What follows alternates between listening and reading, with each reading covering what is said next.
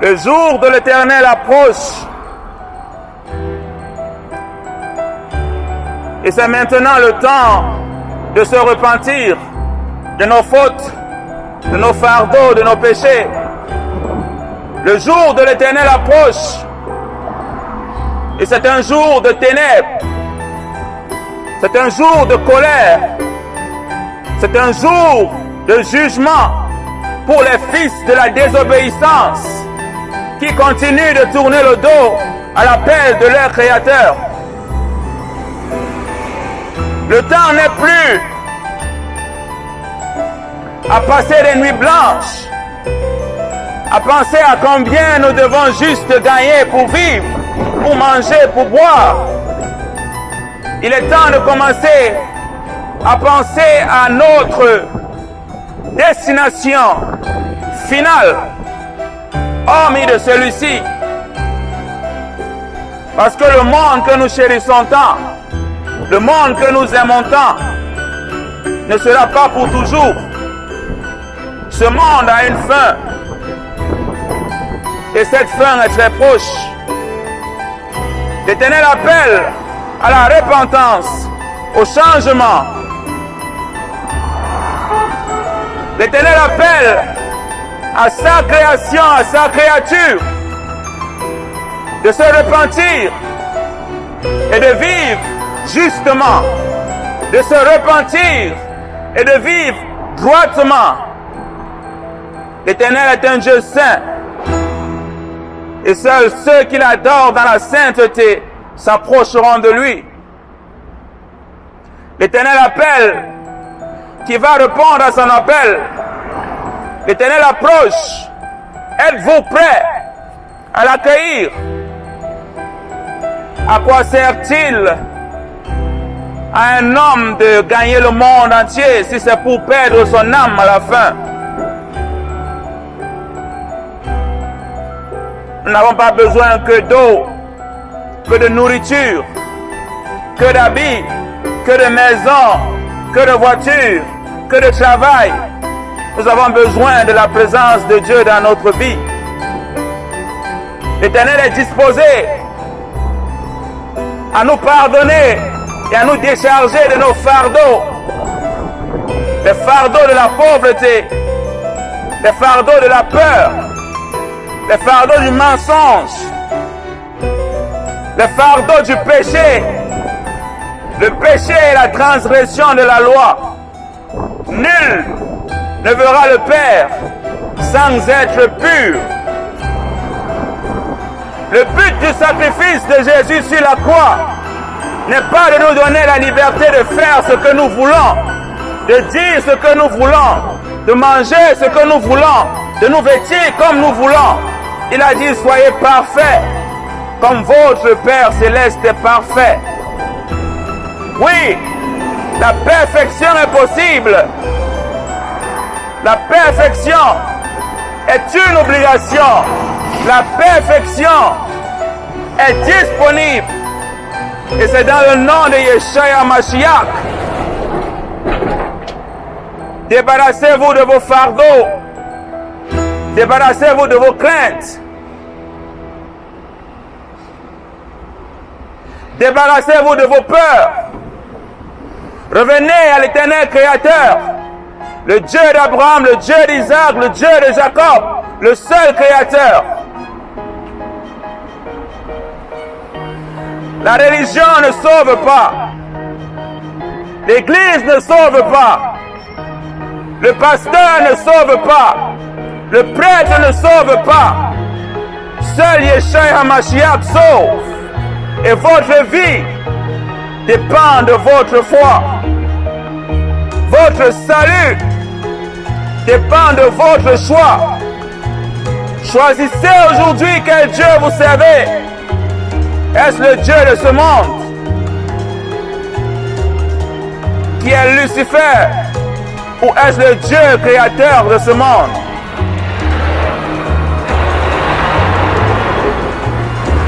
Le salut est encore disponible pour ceux qui le veulent. La grâce est encore disponible. pour ceux qui la cherchent. La punition est aussi disponible pour ceux qui l'attendent. Le jugement approche et chacun recevra selon ses œuvres ici-bas. La charité ne vous sauvera pas. La gentillesse ne vous sauvera pas. Seul le commandement de Dieu et la foi en Jésus-Christ vous sauvera. L'Éternel nous appelle à marcher selon sa volonté et non selon notre. Selon sa sainteté et non selon la nôtre. Selon sa vérité et non selon la nôtre. Selon son chemin et non selon le nôtre. Vivant comme des êtres créés à l'image de Dieu. Parce que ce monde passe. Et ce monde sera jugé. Ce monde passe. Et ce monde sera jugé. Comme on rassemble l'argent, les reins, le fer, le plomb, et l'éteint dans le creuset, et qu'on souffle le feu pour les fondre. Ainsi je vous rassemblerai dans ma colère et dans ma fureur, et je vous mettrai au creuset pour vous fondre.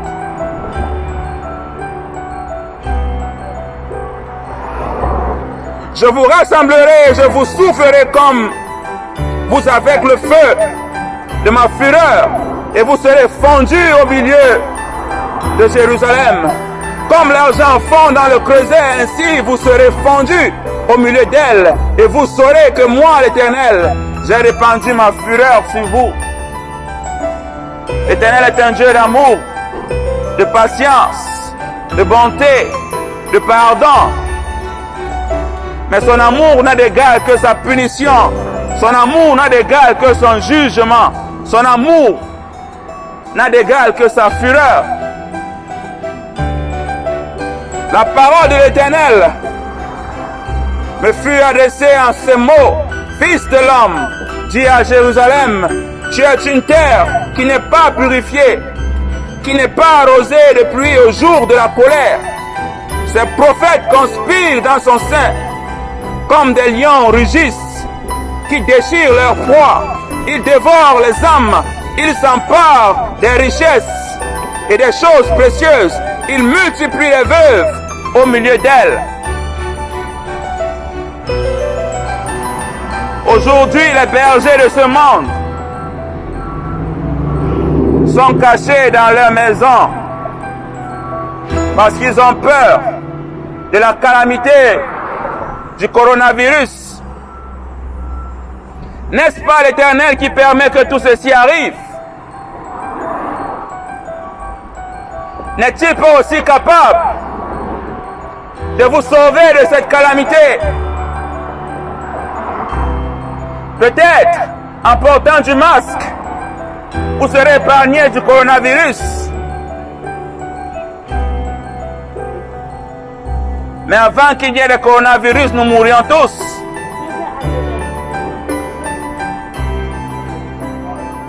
Peut-être qu'en portant des masques, nous serons épargnés du coronavirus. Mais peut-être que la vieillesse nous emportera. Peut-être qu'un accident nous emportera. Peut-être qu'une autre maladie nous emportera. La parole de Dieu dit, ne craignez pas ce qui peut tuer le corps, mais craignez plutôt ce qui peut tuer le corps et envoyer l'âme en enfer. Merci mon frère. Plutôt que d'avoir peur d'un virus que vous ne voyez pas, que vous ne touchez pas, qui a été créé pour mieux vous contrôler, craignez aussi l'Éternel, le Dieu créateur, qui vous a donné ce corps et qui a aussi le pouvoir de le reprendre, qui vous a donné ce corps et qui peut aussi le détruire, qui vous a donné ce corps et a décidé le jour où vous allez quitter ce monde. La beauté passe.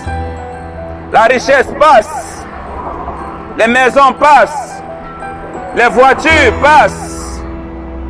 Mais la parole de Dieu demeure. Le jugement de Dieu demeure. La colère de Dieu demeure. Et le salut de Dieu est encore disponible. La grâce de Dieu est encore disponible. Le pardon est encore disponible. Naissez de nouveau. Et soyez sauvés. Naissez de nouveau. Et soyez changés. Nul ne verra le Père s'il ne naît de nouveau.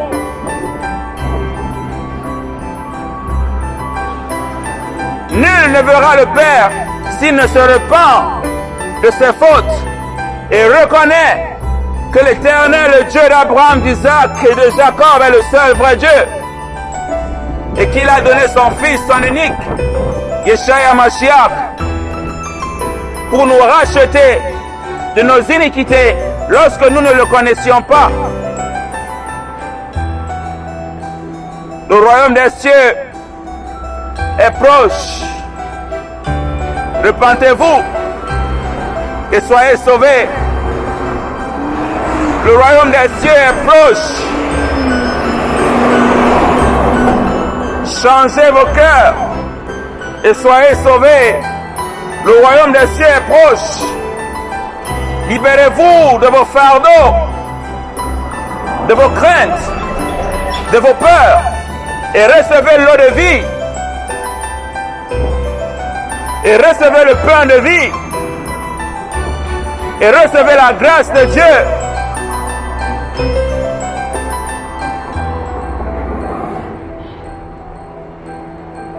Ce sacrificateur viole ma loi et profane mes sanctuaires. Ils ne distinguent pas ce qui est saint de ce qui est profane. Ils ne font pas connaître la différence entre ce qui est impur et ce qui est pur. Ils détournent les yeux de mes sabbats et je suis profané au milieu d'eux.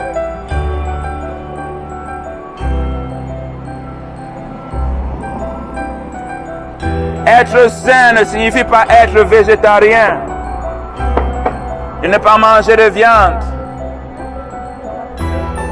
de ne pas boire d'alcool. Être saint, c'est savoir ce qui plaît à Dieu et ce qui le déplaît. Être saint, c'est de vivre sans péché. Et le péché est la transgression de la loi de l'Éternel. Qu'on ne vous trompe pas. Les menteurs n'hériteront pas le royaume des cieux. Les fornicateurs n'hériteront pas du royaume des cieux. Les voleurs n'hériteront pas du royaume des cieux. Les adultères n'hériteront pas du royaume des cieux. Les blasphémeurs n'hériteront pas du royaume des cieux. Seuls ceux qui font la volonté du Père hériteront du royaume des cieux. Convertissez-vous et faites ce qui est juste. La parole de Dieu est ce qui est juste. La vérité, vous la connaîtrez et elle vous affranchira. Ce monde passe et ce monde est en train de passer. Quelle est la destination finale de l'âme de l'homme lorsqu'il n'est plus? Où allons-nous après la mort? Dans quelle maison habiterions-nous après la mort? Quelle voiture conduirons-nous après la mort? Quels vêtements vêtirons-nous après la mort? Il n'y a ni science, ni beauté, ni pensée, ni jouissance au séjour des morts où nous allons. La repentance, elle est maintenant. La repentance, elle est aujourd'hui.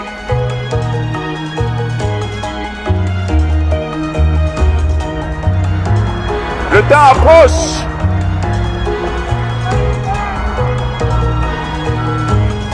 Et le temps est là. Où les hommes verront face à face celui qui les a créés. Et c'est alors qu'il y aura des regrets.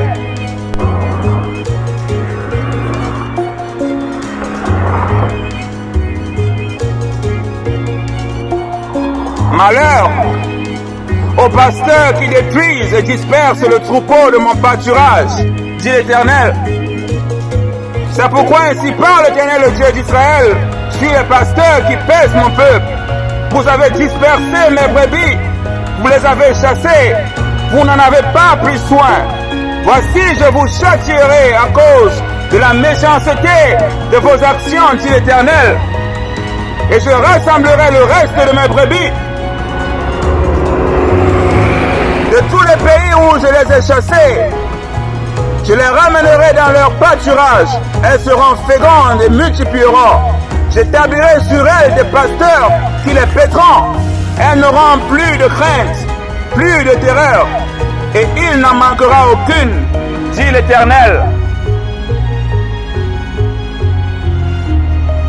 L'Éternel a envoyé faire des disciples, mais les hommes ont voulu faire des servants, des fidèles. L'Éternel a envoyé faire des apôtres, mais les hommes ont voulu faire des fidèles et des suivants. Aujourd'hui, l'Éternel en appelle encore à ces pasteurs qui ont dispersé ces brebis, qui sont désorientés parce que les églises sont fermées. Ils ne savent plus où aller, ils ne savent plus quoi dire. À cause de la religion, à cause des dénominations. L'Éternel n'est pas un Dieu de dénomination. Il n'est pas un Dieu de religion. Il n'est pas un Dieu d'église. Il est un Dieu de vérité. Il est un Dieu de puissance. Il est un Dieu de sainteté. Sortez de vos religions et servez le seul vrai Dieu.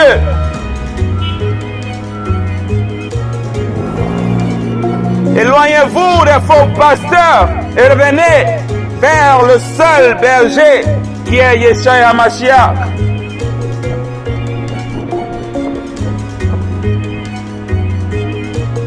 La gloire du monde ne profite en rien.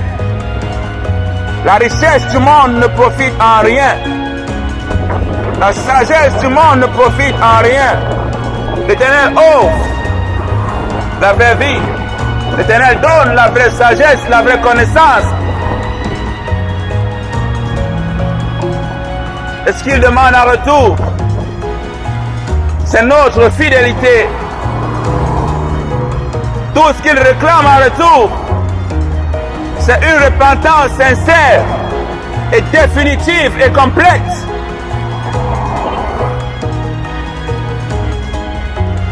Ne soyons plus tièdes, soyons chauds ou froids. Mais si nous sommes trouvés tièdes, l'Éternel nous vomira. Il n'y a pas de milieu. C'est soit vous servez Dieu, soit vous ne le servez pas. Il n'y a pas d'athéisme au royaume des cieux. Il n'y a pas de religion au royaume des cieux. Il n'y a pas de dénomination au royaume des cieux. C'est un seul maître, une seule loi, un seul Dieu, un seul créateur, un seul berger.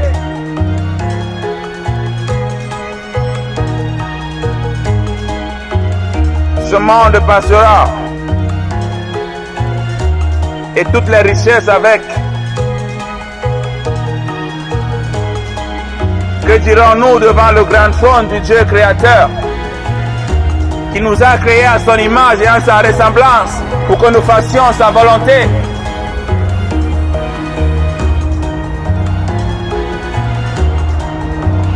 Dirons-nous que nous ne l'avons pas connu ou que nous n'avons pas su?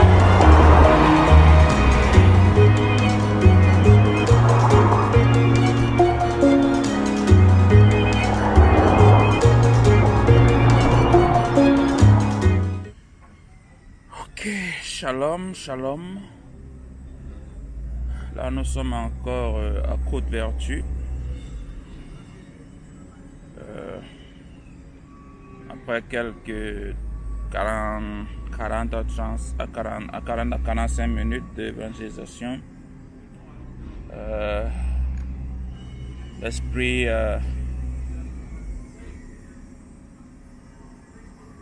m'a demandé de me déplacer, donc